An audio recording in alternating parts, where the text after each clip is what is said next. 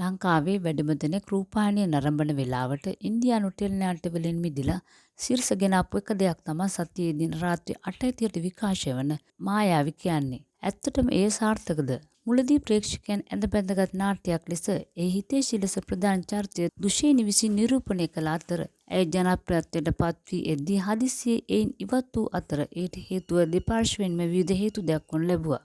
නමුත් නැවත ඒ චරිතය ගොඩනගමින් එම ආශා කතාවට සම්බන්ධ වුවද ඇයගේ තිර කාලය ඉතා අඩු මාසයක්වත් සම්බන්ධ වූවාද සැකයක් පවතිනවා. ආරංචි අනුව ඇය පසුගිය ජූලි මස විදේශගත වූ අතර ඒ අනුව මෙම මාස දෙක තුළ ඇය රූගත කිරීම කිසිවකට සම්බන්ධ වී නැහැ. ඒ අනුව ඉදිරි කොටස්වලදී පවා ඇය දැකිය නොහැකියි. එමෙන්ම ප්‍රේක්ෂක ආදරය නොමදව ලබාගත් මංගේශ්වරීගේ චරිතය හා පවනසිරි චරිතය ඉදිරිපත් කළ සුදීක්ෂා හා හෂාන්ට පවා දැන් ප්‍රේක්ෂකයන්ගේ තරමක අමනාපයක් ගොඩනැංවී ඇත්තේ මුළු කතාවම ඇදගෙන යාම ඔවුන් විසින් සිදු කරන බැවින්. ප්‍රේක්ෂක ආදරය දිනාගත් පෙර තිබූ චරිත පවා නොමැතිව හිතයිෂිගේ පවුල වටා කරකවන මේ කතාව ඇත්තටම මායාවක්ද?